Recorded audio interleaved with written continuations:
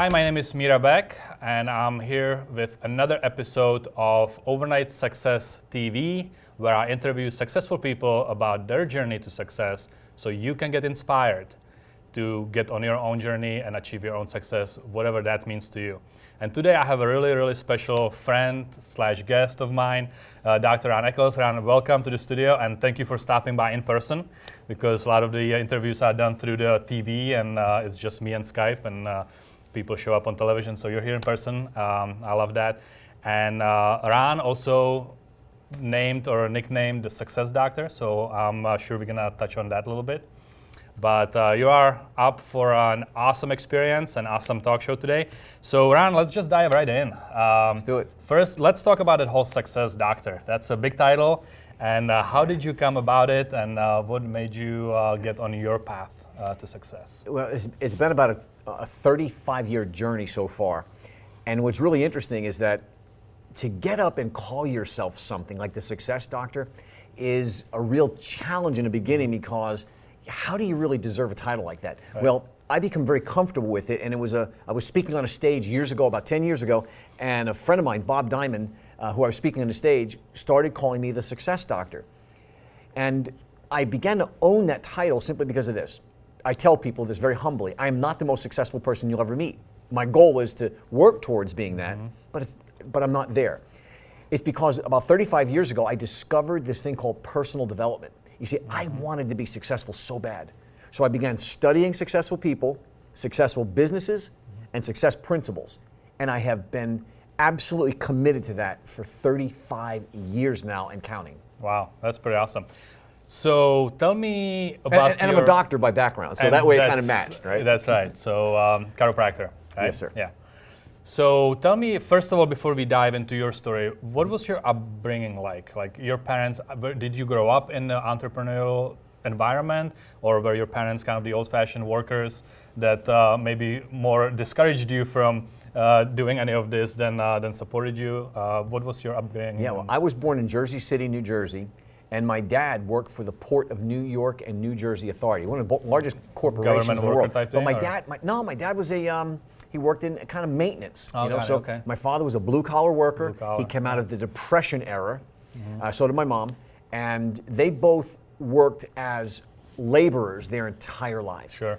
And they both worked really hard to give my sisters and I a very good upbringing and education. Yeah. Out of my entire family, I was the first person to break out of the blue-collar world. That's cool. Into the white-collar area and become a doctor. I do have a cousin that was very high up in Colgate, but most people in my family always work for someone else. I was the first entrepreneur.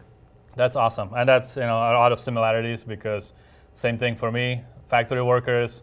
I decided I want to do something about it, came to the United States, and the rest is history. But I still have my dad telling me, don't put the money in the bank, put it in the pillowcase, and don't start businesses because it's too risky, and don't do this and that. Like, if it was up to him, I would, just have a normal job. And doing so, I definitely believe that the parents do the best they can do with what they have, and they don't know any better if their parents were the same. And it takes, the one person in the family to break the mold, and that's pretty awesome that you accomplished it, and you're very successful today. My parents are very proud of me, but Dad still gives me advice once in a while. His advice has always been very practical. Yeah. I remember at one point, and when I was a doctor, I was making a lot of money for the first time in my life, and I was spending it as fast as I was making it. My father, being conservative by background, said, "Hey, you need to start buying real estate." And I'm like, "What do you know? You never went past 9th grade." Little realized over years that I began to invest in real estate, because I had to make money grow. Right? I had to take my money I was working for and put it somewhere and make it grow for myself. So he definitely had some good sound advice for you then? He did. Sounds like it. But if I had listened to him sooner, I'd be a lot wealthier. And I think the first nugget I'm going to pull out of this interview right now is listen to what Ron said about making money and spending it as fast as he made it. So there's two different aspects in money: make it and keep it. So we, of course, going to be focusing on some sort of nuggets and learning how to keep money once you make it through investments and setting up your life. So once one thing happened in your business, you don't immediately crumble and go broke, because we also know a lot of those people. And there's. I am super glad you brought that up, because that is if I could teach young people or young entrepreneurs anything, and that is you take the money you earn as quickly as possible and put it into something, we call it a vehicle, right, of some kind, that actually works and makes money when you're doing something else. And then you then learn, there's a third dynamic to that, how to protect your wealth as you grow it. So those three are incredibly crucial. I know a lot of people who have made a lot of money, they're now investing their money, but they don't even have it protected properly. And anything can happen at any point. So at what point did you decide to be successful? And that's really a question that ties into the overnight success principle, because we don't teach here how to buy lottery tickets and win overnight.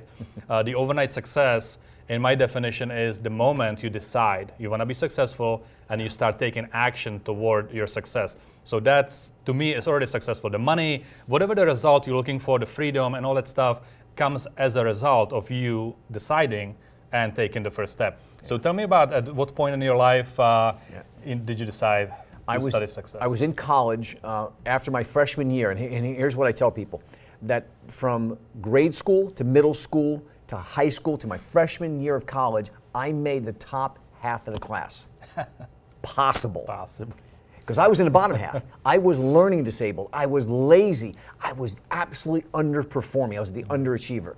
And it was between my freshman year of college and my sophomore year of college, I was working in the roofing business during my winters and summer breaks. And here's what happened. I was working for a guy. He ran a crew, and he was so mean to me. He just drove me from the time I got there to the time I went home. His goal was to break me. And it was him I credit everything for, because I decided that summer I could never work for a guy like Joe Cohen ever again. I had to go out and I had to become something better so I could work for myself. And that's when I decided to go back to school with a whole new attitude. And I began, which I didn't know it back then, right? I began implementing the first success principle I needed to implement in my life, and that is no matter how hard you have to work to achieve what you want, you've got to press forward and do the work. So my peers in college would have to study for 1 hour, I'd have to study for 2, and I did it. And I started getting A's, and I started changing, and that began giving me the confidence to know if I just put my mind to something, work hard enough, long enough at it, I could achieve. That's really awesome. So was it Joe? Joe, yeah. So thank you, Joe. Thank you, Joe. Right. If you're still around, buddy, I owe you. Yeah, just like thank you those people that brought me in here and stole all my money and left me in New York with nothing, because I usually thank them once a year and during Thanksgiving. And the lesson there being, of course, everything in your life happens, I believe, for a reason. And if it wasn't for Joe, none of the other stuff could have possibly happened. So, you know, if we didn't experience the stuff that may be painful experiencing when it's happening, but in retrospect, if you look back, there's typically you can identify every one of those times and moments was another stepping stone to your success or to the next thing in your life. So be grateful for everything in your life, including those people that you may not appreciate at the moment. Yeah, I'm going to add to that. Mira and I met in a professional capacity in the speaking world. And one of the things I've had the opportunity to share with thousands of people so far is that your life is a journey, and many people go through challenges. We all go through challenges no matter what. But your challenges can define you for good or for bad. You get to choose. You can be the victim or the victor. The people like you and I who are following success principles, we can get knocked down, but we get back up, and what we learned from that experience changes our lives and makes us better. That's right. Okay, cool. So I have a few questions I would like to run by you. And first of all, let's talk about some of the lessons that you learn along the way, along your journey that you just described.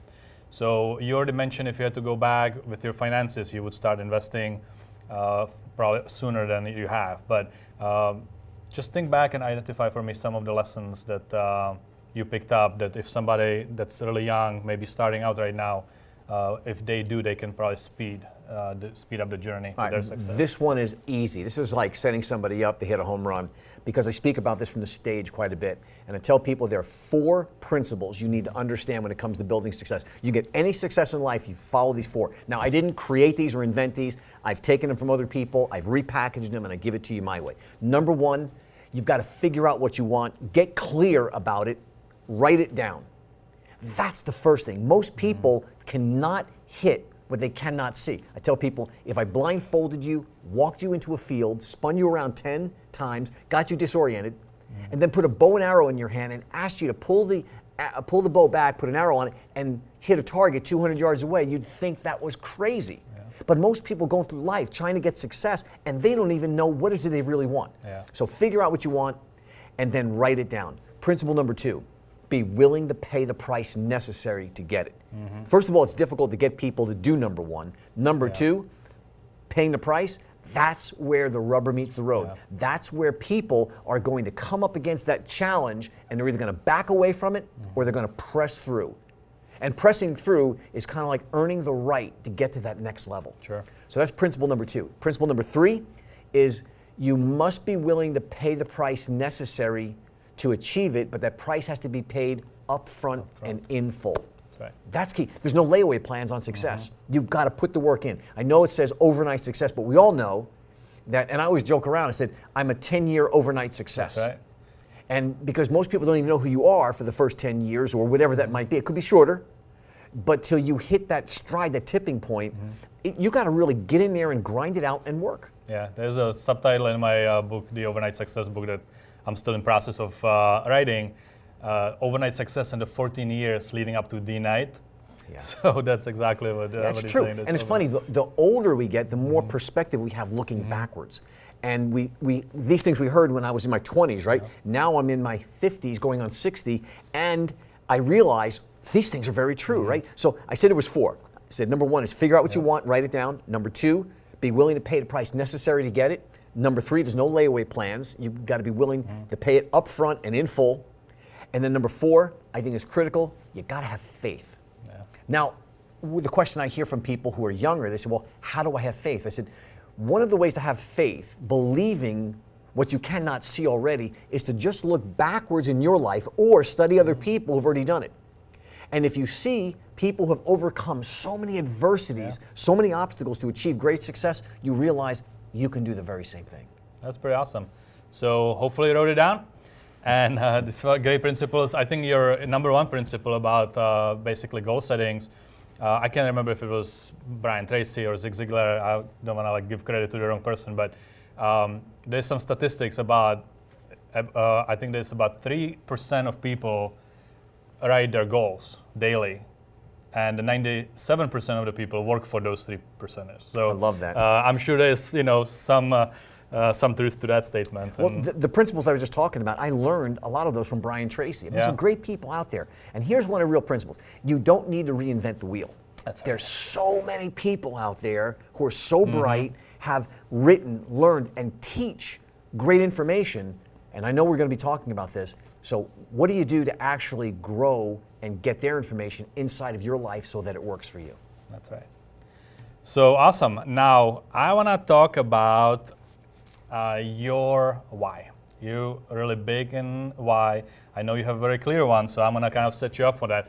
But I always ask people, what is your why? What really gets you out of bed in the morning to have all the energy and all the stuff you do every day? So tell me a little bit more about your why, and possibly how did you arrive at it?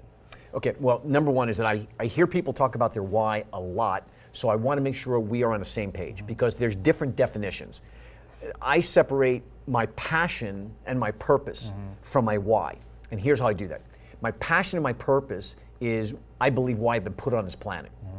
My why has to do, in the way I define it, is an operating system that allows me to achieve the most possible and to use my gifts. It's about how I became naturally gifted and how that developed in my life. So I'll tell you what my why is first. And this comes from work done by a couple friends, Ridgely Goldsboro and I'm thinking of the doctor's last name I'm going blank on, Dr. Gary Sanchez.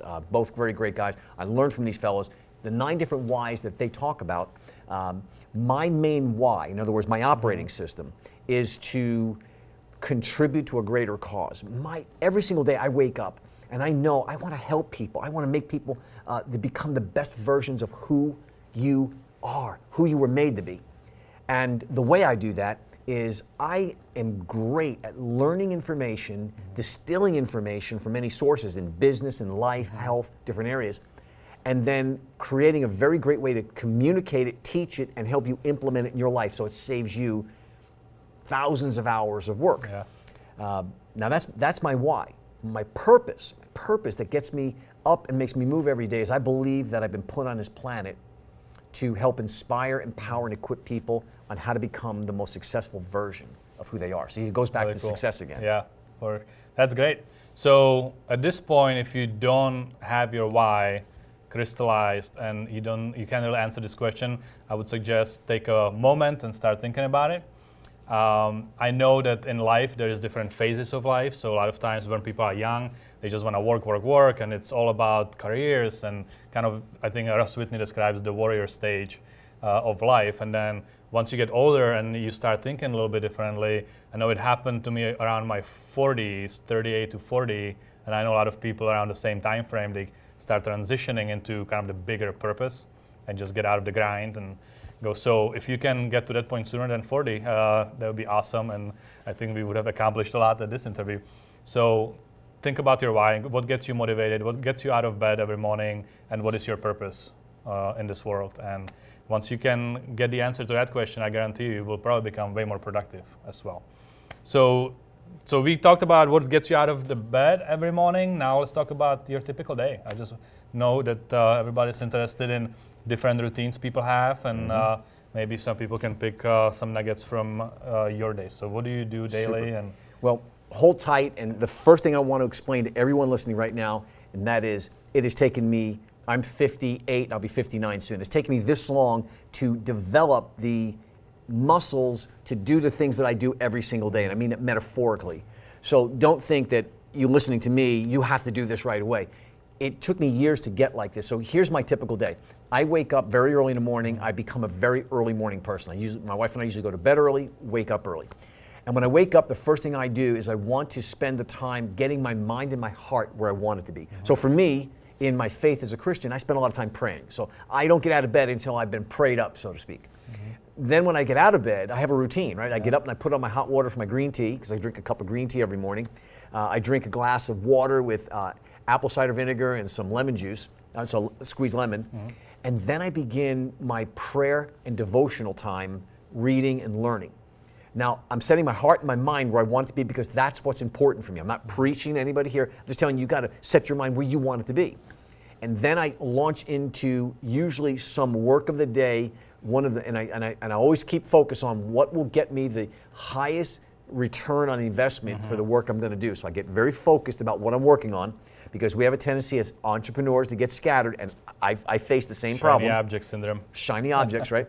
So then usually at some time, and I pick about an hour to 2 hours of work before I head to the gym. And then every morning I'm off to the gym, my wife and I spend a good hour and a half, condensed now. I used to do about 2 hours of working out. Finish my great workout, because I believe this: the healthier your body is, the healthier you are, the more you're going to be able to laser focus and get more better work done. Yeah, for sure. All right, so by the time I'm back from the gym, sometimes it's 7 o'clock in the morning, I'm home. Sometimes it's 9 or 10 o'clock.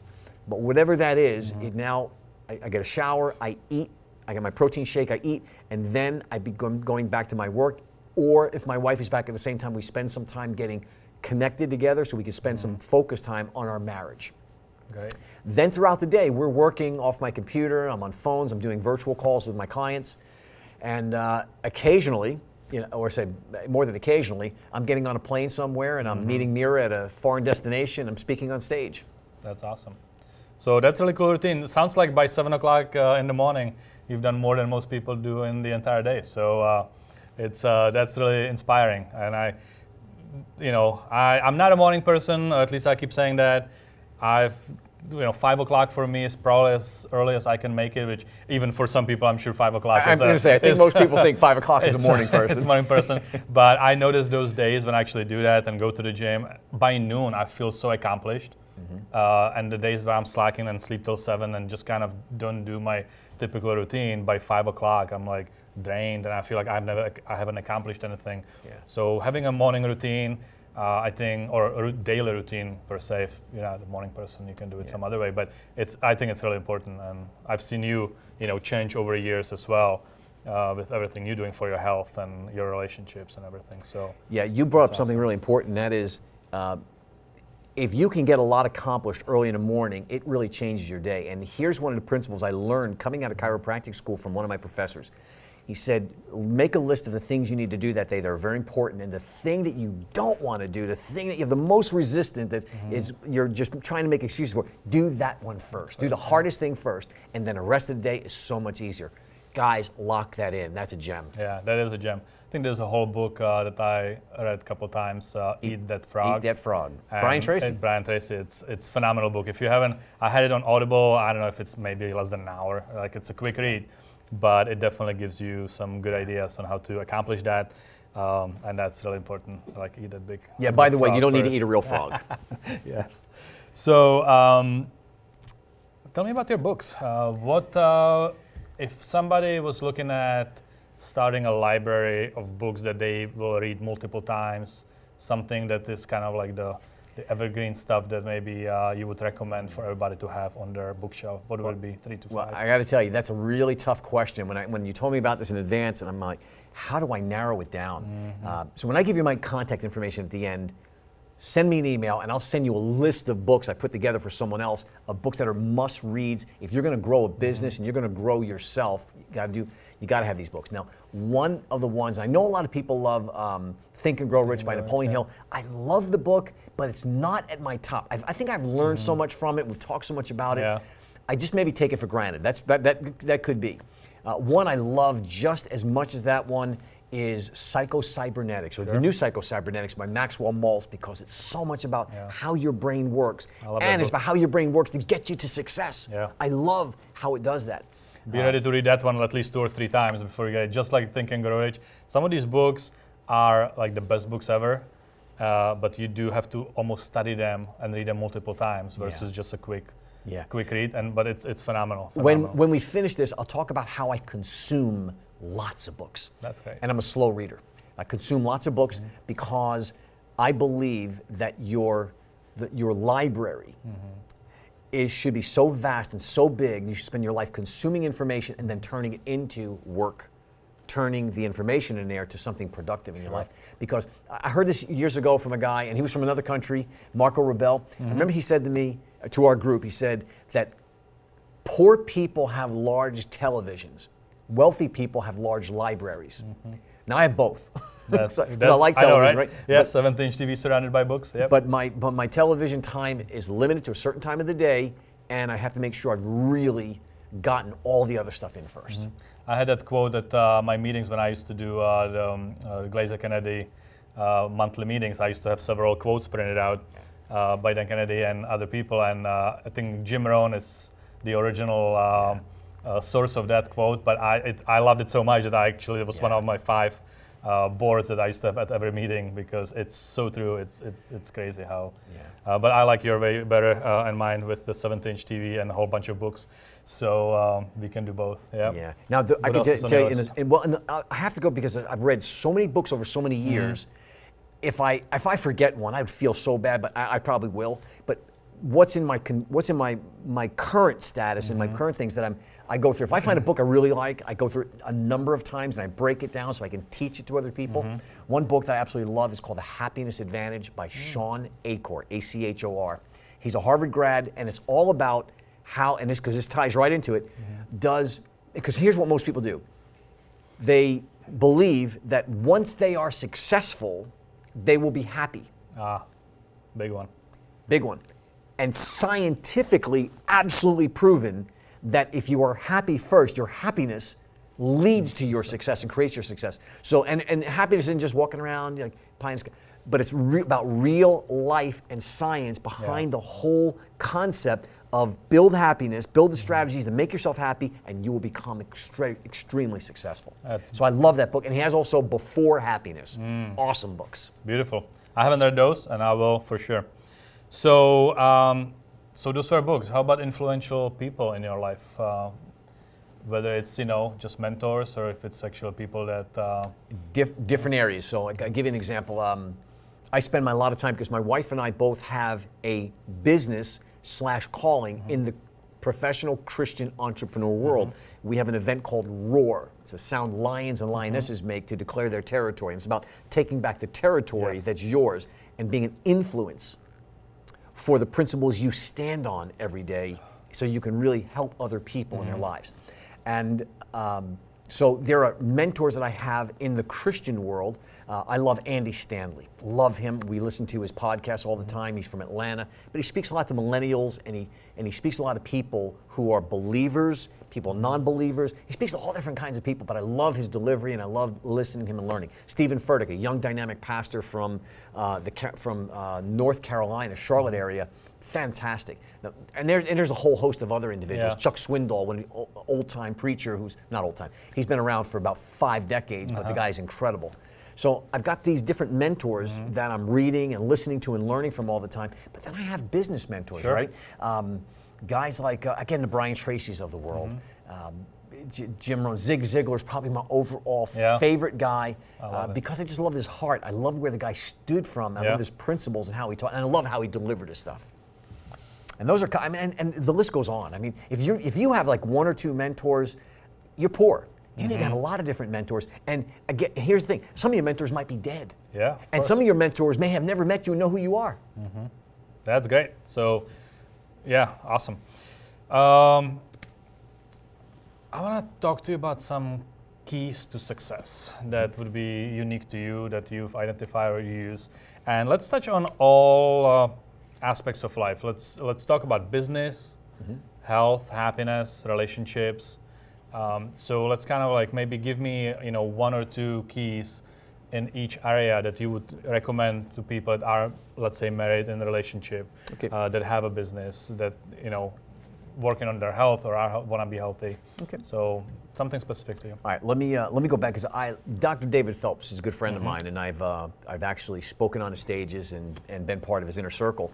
And Dave has always introduced me as Ron. He goes, Dr. Ron is the guy with the 30,000-foot view, up there looking, because one of the things that I believe in is you've got to back away from sometimes the craziness of life. They really get a better perspective on it. About 2 years ago, I was in front of a group of individuals at Board of Advisors, and it was the first event they had, and it was my turn to speak. And I got up and I spoke for 20 minutes, and I addressed a group of very successful entrepreneurs, people that are making millions of dollars. And one of the things I said to them that you're going to really need to hear, and that is, we all come from different backgrounds. We all have different parents and different genetics, right? We have different experiences, but we are all heading to the same place. It's called the grave. Now, the reason I say that is because it's very sobering, and you go, well, why would you talk about something like that? I said, because here's the key.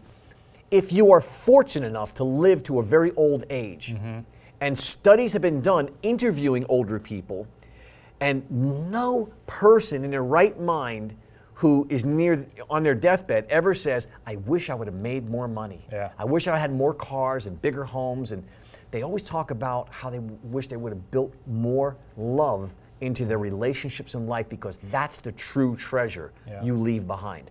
So the reason I say that is because even if I give good advice in different areas, I want you to keep the perspective that begin with the end in mind. The Stephen Covey principle, right?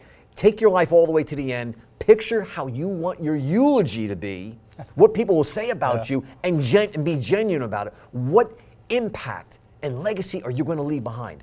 And then craft a life today to live that. So we'll go, I'll say, one of the most important relationships in our lives are going to be our spouses. So I asked people, I said, you got a written business plan, right? You got the metrics, the charts, you got your projections for your business growth and profitability. But can you show me a written business plan for your marriage? Because I've stood in front of thousands of people in the last number of years, and I said, how many people here want to be married, happily married, and massively in love with your spouse for the rest of your life? And everyone who's married raises their hand, and especially if your spouse is there, right? You got to raise your hand. You have to. And then I say, okay, how many people have a written plan, can show me a written plan for your marriage? And not one person has their hand up. Wow. So the question is, if it comes to your health, it comes to your key relationships in life, if it comes to your spiritual growth, why wouldn't you treat that equally as important as your business? As entrepreneurs, guys, I'm telling you from personal experience, I didn't for most of my adult business life. I was so focused on building a foundation of financial wealth, I forgot about what was really the wealth in life. Yeah, and really the difference between the riches and the wealth is, riches or whatever you want to name, the financial part of your life is just one pillar, and if you had 3 or 4-legged stool and that, it's only one leg, the other ones are missing, it's not gonna last. So it's very important what you just touched on, that my 4 pillars are really simple. need to have Your finances, your relationships, your health, and your spiritual walk. 4 pillars that I work with my clients on getting clear about what they want and then holding them accountable to get it and making sure they're in balance. And the written plan you're mentioning, I mean, it could be as simple as sitting down with your spouse and writing your goals that are your joint goals. So you have your personal goals, you have your business goals, you have your relationship goals, health goals, and then reverse engineer it and take the steps toward the goals. Mir, you and I both know, we've been around long enough, we know lots of people, and you're probably just like me, right? We can either be reactive or proactive. Which one would you say is best? And that's a really important question, because most of us have gone through our lives being reactive. And in men especially, right? Marriage or relationships, we wait till something goes wrong before we really do something to intervene, where women are waiting for that to happen. Now, this is a generalization, I get that, but that's just the way it has been played out in my observation of life.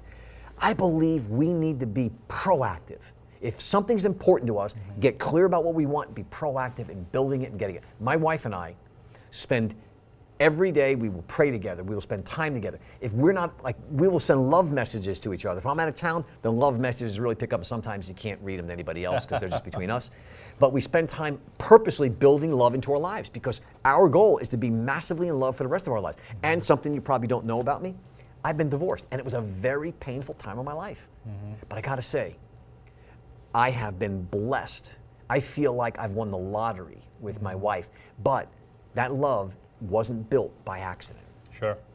Hopefully you'll learn a lot from the first time and applied it the second time, and that's why we fail forward and we learn from our mistakes. And perspective is a great teacher, and age should bring a lot of perspective to us. And here's the key: no matter if you're young, listen to people who've been there, people who are wise, people who are worth listening to. It's a great principle, right?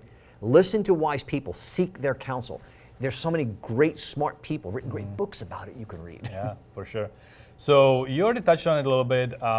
Besides your morning routine, is there anything else you do for you, the me time type thing? Like people sometimes look, and I was a victim of it. When I was married the first time, it was always the kids and the family and the wife and the business and all that stuff, and then me at the end. And then I end up being just broken, sick, bad back, like everything in my life was just out of balance, really. And I remember a moment in my life where I was sitting on the couch, tried to go play with my little kids, and I had to rehearse in my mind how I'm gonna take a breath, move forward, then take another one, and actually get up. And that's how bad it was. So I realized that at some point, just like they do at the airplanes, right? You put your mask on first, then you take care of the others. So when I shifted it, and kind of I call it the non-selfish, selfish, approach. Like, you don't want to be selfish about it, but if you don't take care of yourself, how can you take care of anybody else? So tell me about the me time for you. What do you do to feed your soul, your body, and not feel selfish because you're doing it without your wife, let's say, or without other people? Well, I've been describing it all along, because all of those things that I do in the morning, my routines, are to fill me up. And let me go back and let me kind of describe it in a better way. I had a client one time I was working with, and we were speaking, and this lady she was a friend of my wife's. She became one of my clients. She owned a business. She was trying to grow it, and I had 5 children. She had 6 or 7 children. I think she had six children. So she's an active mom. Her husband worked outside the home, and she was very pretty and extremely smart and well-spoken. But yet she'd been told her whole life from her family and siblings that she wasn't smart enough, she wasn't good enough, she wasn't pretty enough. And I'm like, my wife and I would just look and go, are you out of your mind? See, it was her self-perception and her self-awareness that was so inadequate for what she needed to be. And here's what she said to me. She said, I started telling her what she, started sharing with her, not telling her, what I suggested she do. She said, Ron, I would love to do those kind of things, but I just feel so guilty. Because if I do those things for me, I feel like I'm stealing from my husband and my children. And I said to her, I want you to think about this. I get that, I really do. And I understand, and I'm sympathetic towards it. But here's the key. If you will run your batteries down so far, giving to other people, and never recharge your batteries, eventually your batteries die. You have a breakdown, you get sick, you have problems, you're short-tempered, you snap at people, right? So wouldn't it be better to fill the batteries every morning and recharge them so you have so much to give? Rather than depleting your resources, make sure you have abundantly flowing resources so you're giving from your excess. And you never have to go into the actual, the principle. You have to go into it because there's so much coming out, there's plenty for everybody. Yeah, that's a great analogy. I always look at it as a cup as well. Like if you have your cup full and it's overflowing, you can give away the overflow without getting into the cup. And love it. It's really important. Nowadays we can describe it as being a Tesla. If you don't plug it in, it won't drive. Yeah. Now let's go back to the original question because I think I kind of went on I got on my soapbox there, right? So how do I do that? Here's what I do. I make a point of eliminating waste of time, right? So here's how I do it. I learned this from a guy named Dr. John Fay. He was one of my mentors in chiropractic. And he was a very intelligent guy, very smart guy. And here's what he said.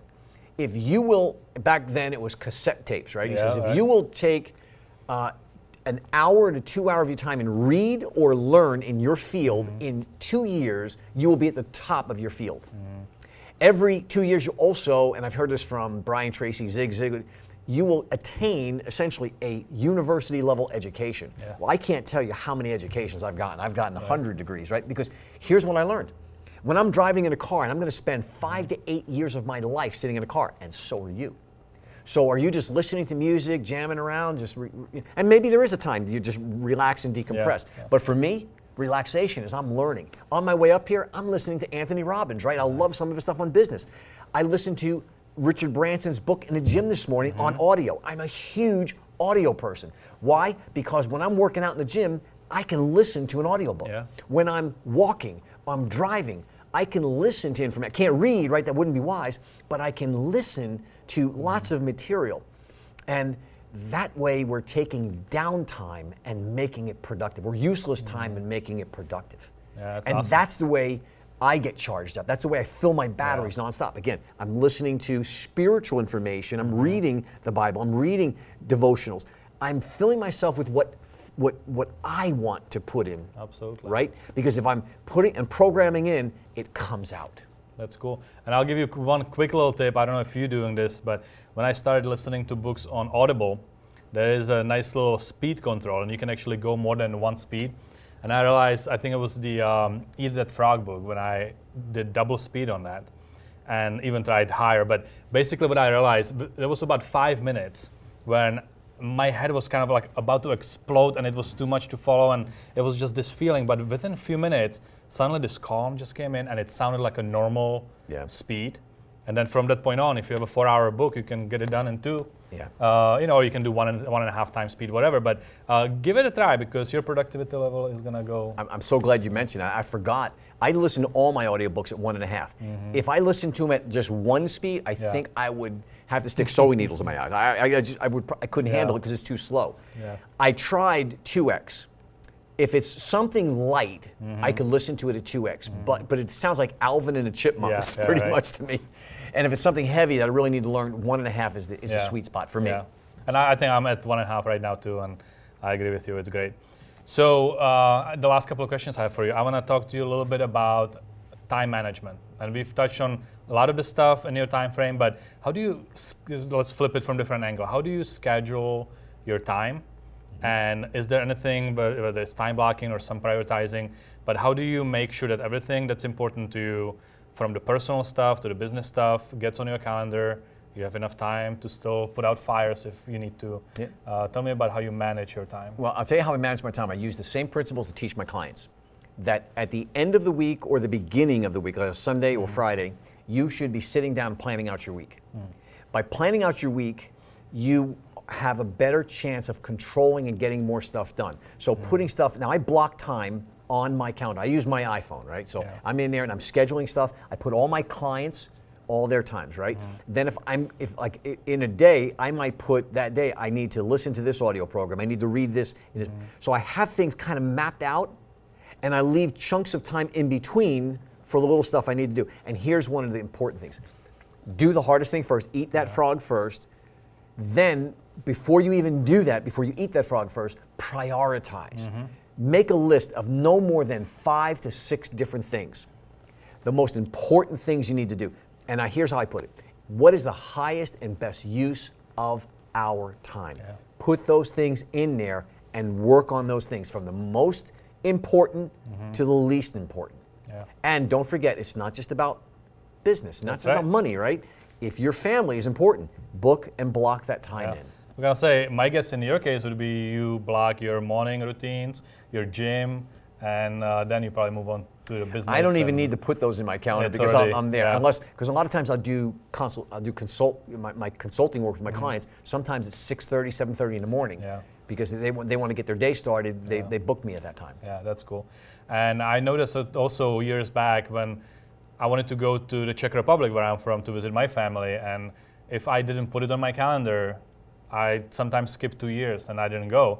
But now if I plan in December, January, plan my vacation for the summer, put it on the calendar and schedule everything around it, I've been able to go pretty much every year for the last several years. And so, schedule maybe your personal times, your annual calendar, see what vacations you want to take, what is your, family time, and then you can always schedule business around it. But if you do it the other way, if it's times when business is really good and everything is successful, you can overfill your calendar with just the business stuff and realize quickly that there's nothing left for vacations. And Yeah, that happens to so many people, right? As professionals, especially when you control your own schedule. Well, really, you don't control your own schedule because you don't do it right most times.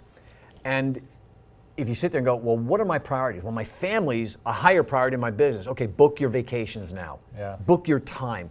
Book your marriage events. What maybe seminars you want to go to together to help build your marriage. Maybe place. You should be doing date nights every week. One of the things I told a couple of my clients. I had one client who was in love with his wife, but just found her to be annoying. And he said, I'm not interested in building my marriage and making it go forward. I said, do me a favor. He said, my wife just nags me. I said, do me a favor, just implement this. Go home and for the next 2 weeks, I want you to just, when you get home from work, spend 15 minutes, called couch time, right? Just sit somewhere alone.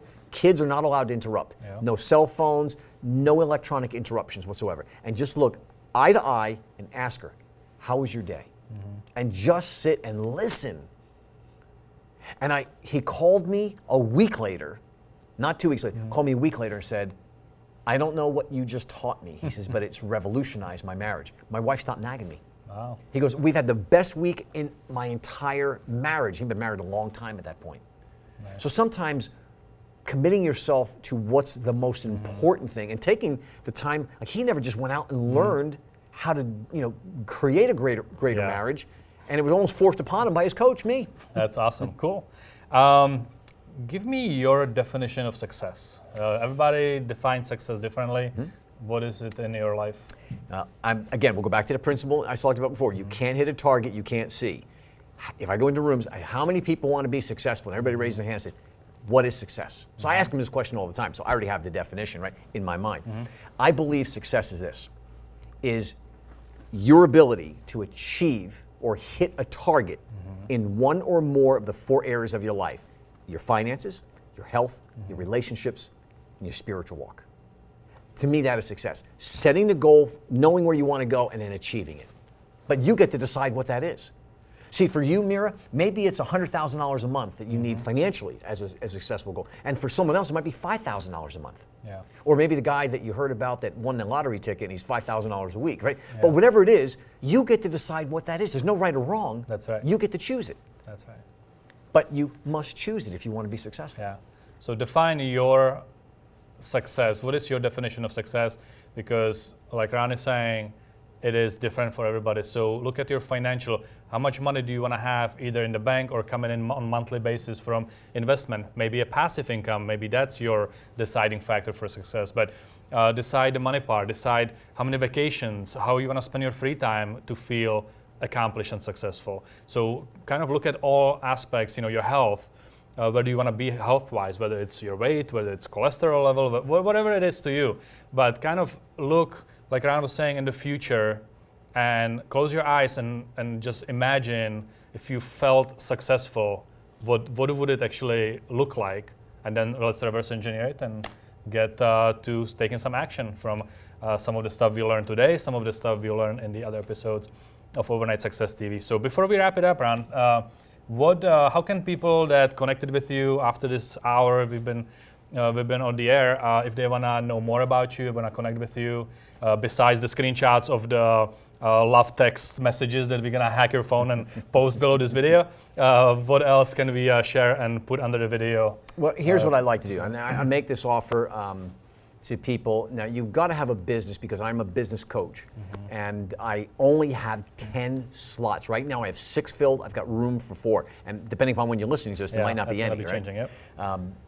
And because I'm so absorbed in working with my clients, I want to make sure that I'm just not wasting my time, because I'm all about honoring my time, so I have more time for my children and my wife, my grandchild now. So I make an offer. I believe if you're going to hire the right coach, you should have a way of figuring out whether you're a good fit for one another. So I offer anybody who's doing in their business is grossing $250,000, $750,000 or up, you now fit in a profile where you would be eligible to be one of my clients. And I believe that you should have an opportunity to test it out, right? Driver. So I offer a complimentary consultation, anywhere between 30 minutes and an hour, typically about an hour. And all you have to do for that is just email me.